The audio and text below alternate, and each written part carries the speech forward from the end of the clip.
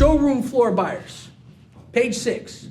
We never want to let somebody leave without getting a commitment to do what?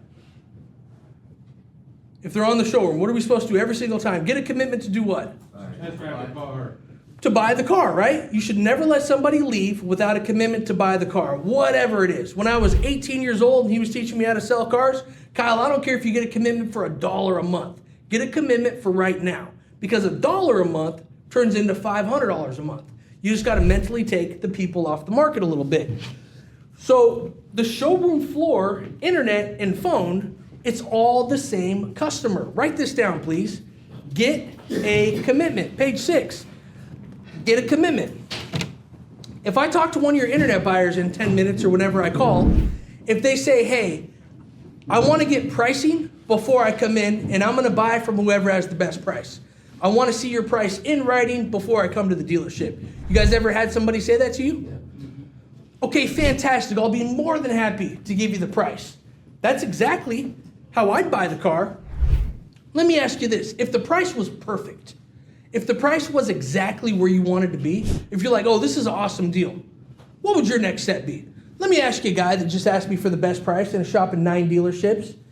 If you love the price, if the price was perfect, you're like, wow, this is the best deal I've seen, what would your next step be? Guy in the suit? You buy the car? Okay, great. When would you be here? Be here today. What time? 5 o'clock. All right, 5 o'clock. I'm going to tentatively put you in the book for 5 o'clock.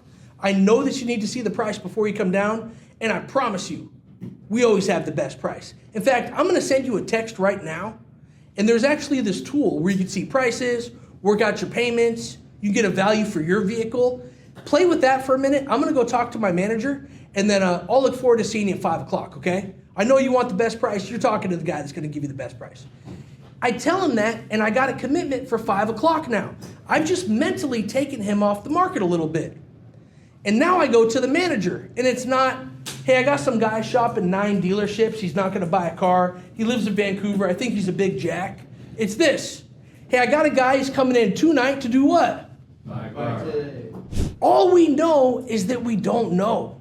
If I take the guy off the market and I get an appointment for 5 o'clock, and then I have a manager go behind and call, or I call, they're way more likely to show up. Most people aren't really negotiating with you. They're just sport negotiating. They're just messing with you. Somebody that's trying to buy a $50,000 car that's like, I can only do $48,000. Why are they offering you $48,000? It's because they can't afford it, or they just want to win.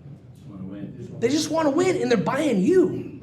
If you're going to buy at a price, and a price alone, you're going to buy it from Weston. Everybody looking for the best price buys here. I know you need to see the price before you're coming down.